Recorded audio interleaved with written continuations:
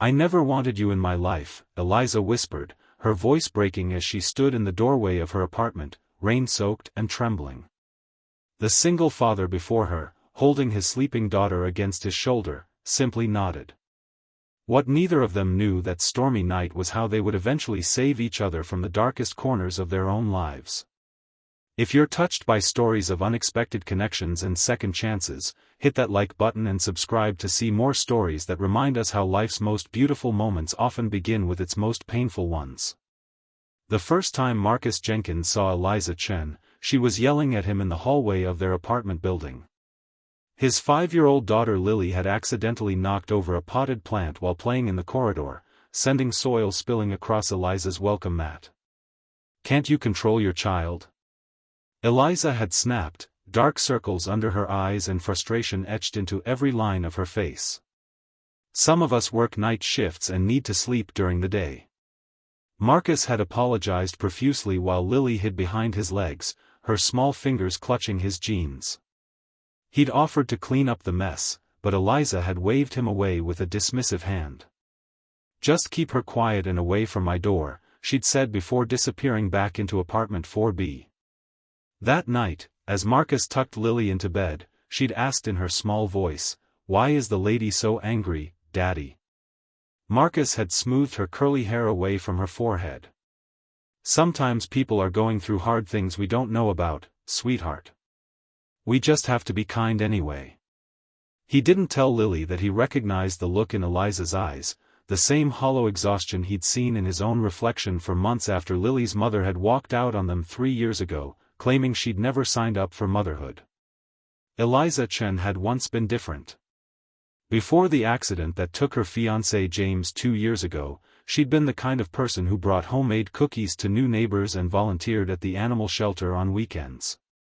Now, at 32, she worked the overnight shift at the hospital as a nurse, slept fitfully during daylight hours, and avoided human connection whenever possible. The little girl from down the hall with her missing front tooth and constant questions was exactly the kind of disruption Eliza couldn't handle. And the father, with his patient smile and tired eyes, reminded her too much of everything she'd lost. So she avoided them, ducking into her apartment when she heard them coming, taking the stairs when they were in the elevator. It worked for nearly 6 months, until the night of the blackout. The summer storm had knocked out power to their entire building. Eliza had just returned from her shift, climbing the dark stairwell by the light of her phone. When she reached her floor, she found Marcus in the hallway, a flashlight in one hand and a toolbox in the other. "Mrs. Grayson in 4D has a medical refrigerator for her insulin," he explained when he saw her. "I'm trying to hook up a battery backup." Eliza hesitated, then sighed. "I'm a nurse. I should help." Together they worked in the elderly woman's apartment, their shadows dancing on the walls as they connected the small generator Marcus had brought up from his car. When they finished, Mrs. Grayson insisted they take the sandwiches she'd made earlier that day. "Where's your daughter?" Eliza asked as they sat in the hallway, eating by flashlight. "With my sister across town. She has power." Marcus took a bite of his sandwich. "I'm Marcus, by the way.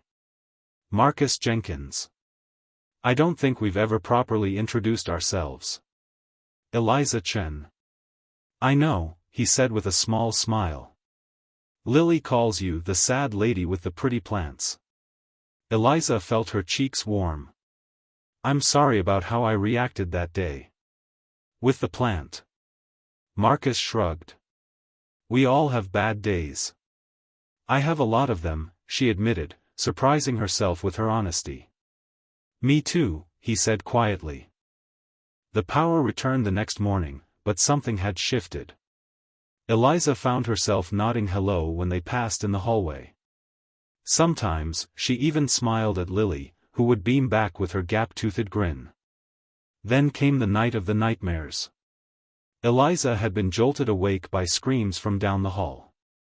Without thinking, she'd thrown on her robe and rushed out, following the sound to Marcus's apartment. She'd knocked frantically, and when he opened the door, his hair disheveled and panic in his eyes, she'd pushed past him. "I'm a nurse," she'd explained, finding Lily thrashing in her bed, clearly in the grip of a night terror. With gentle hands, Eliza had helped calm the child, using techniques she'd learned in pediatrics. When Lily finally settled back to sleep, Eliza had turned to find Marcus watching her, gratitude and something else in his expression. "Thank you," he'd whispered. "She's been having these since her mother left. The doctors say it's anxiety." Eliza had nodded, understanding all too well. "I have them too," she'd admitted. "Since I lost James." It was the first time she'd spoken her fiancé's name aloud to anyone in the building. Their friendship grew slowly after that night. Coffee in the morning when Eliza returned from her shift. Lily asking Eliza to help with her science project about plants. Marcus fixing the leaky faucet in Eliza's kitchen that had been dripping for months. Small moments that began to fill the empty spaces in their lives. But Eliza kept her distance emotionally. She'd help with Lily, share a meal occasionally, but whenever Marcus tried to get closer, she'd retreat. "I never wanted this," she told him one evening as they sat on her small balcony after Lily had fallen asleep on Eliza's couch. "I never wanted to care about anyone again." Marcus had simply nodded, understanding in his eyes. "I know. It's terrifying." The crisis came in autumn.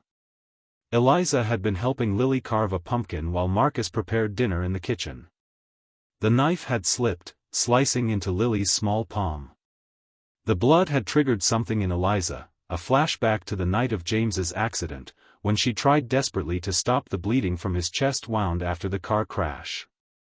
She'd frozen, unable to move or speak, her breath coming in short gasps. Marcus had taken over, calmly bandaging Lily's hand while the little girl watched Eliza with worried eyes. "Is Miss Eliza sick, Daddy?" she'd asked.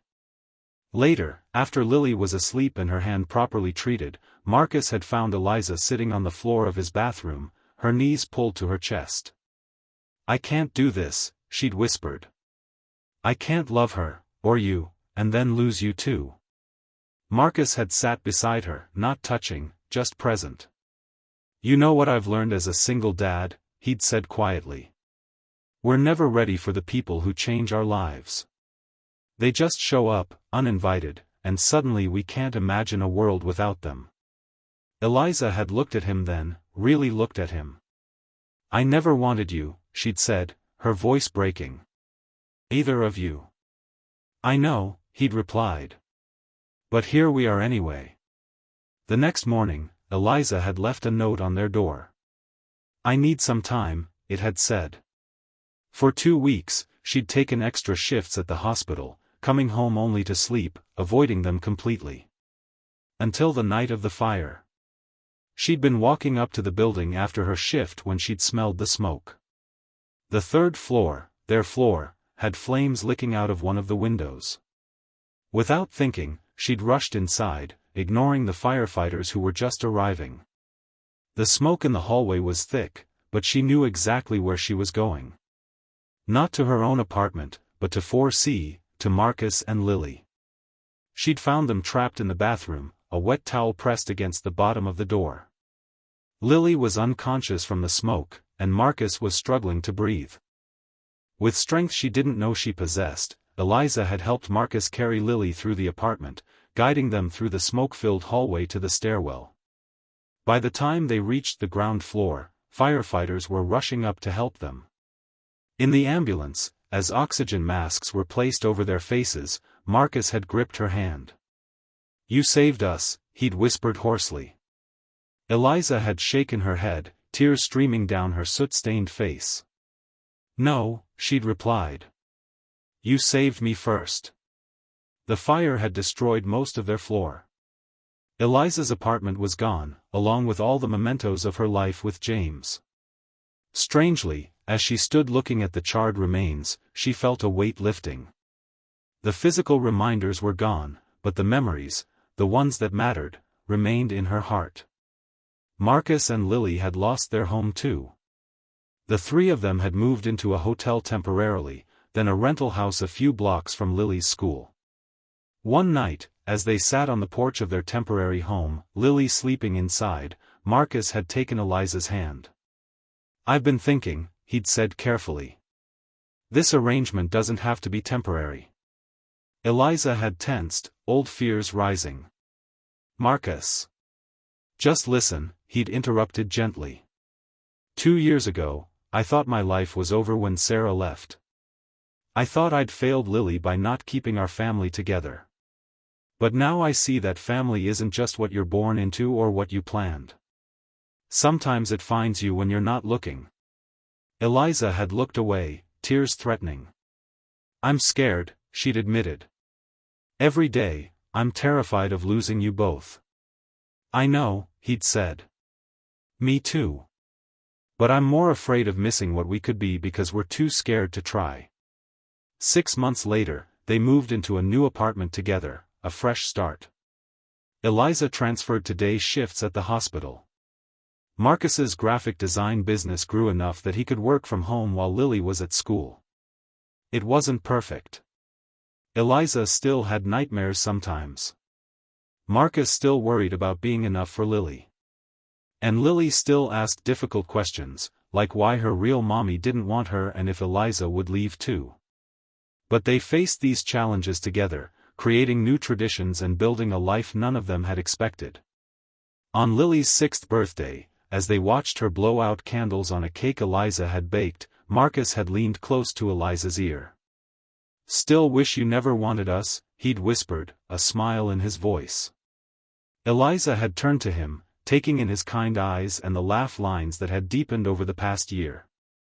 Every day, she'd replied with a teasing smile, "I thank whatever twist of fate brought your daughter's muddy footprints to my doormat." Later that night, after Lily was asleep surrounded by new toys, Eliza had found the courage to tell Marcus what she'd been feeling for months. "I love you," she'd said simply. "Both of you. And it terrifies me every day, but I wouldn't trade it for anything." Marcus had pulled her close. "That's the thing about love after loss," he'd murmured against her hair. "It's braver because we know exactly what we're risking." 1 year to the day after the fire, Marcus proposed. Not with grand gestures or public displays, but quietly, in their kitchen on a Sunday morning while Lily made pancakes shaped like lopsided hearts. "We're already a family," he'd said, holding out a simple ring. "This just makes it official." Eliza had looked from Marcus to Lily, who was watching with maple syrup dripping down her chin and hope shining in her eyes. "I never wanted this," Eliza had said, tears spilling down her cheeks as she took the ring. "But now I can't imagine wanting anything else." Lily had launched herself at them both, sticky hands and all, creating a group hug that left them all laughing and crying at once. Life continued to bring challenges. Eliza's parents struggled to accept her new family, still grieving the future they'd imagined with James. Marcus's ex-wife reappeared briefly, causing confusion for Lily. Work stress, financial worries, and the everyday complications of blending lives tested them regularly. But through it all, they held on to the truth they discovered: sometimes the family you never wanted becomes the one you can't live without. On their wedding day, Eliza had modified her vows at the last minute, looking not just at Marcus but at Lily, who stood between them as best daughter. "I never wanted you," she'd said, her voice clear and strong despite the tears in her eyes. "I was too afraid to want anything after losing so much. But you both taught me that the heart doesn't heal by closing itself off, it heals by expanding to let in more love."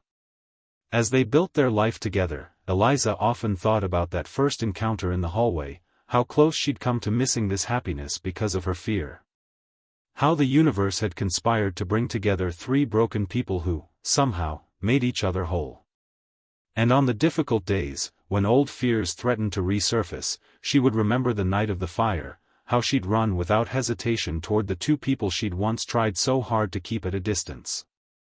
That was the moment she'd realized the truth: sometimes the people we think we never wanted are exactly the ones we need the most. If this story touched your heart, please like this video and subscribe to our channel for more stories about finding hope and connection in unexpected places. Remember that sometimes the greatest love stories begin with the words, "I never wanted you," because the best things in life often arrive when we're not looking for them.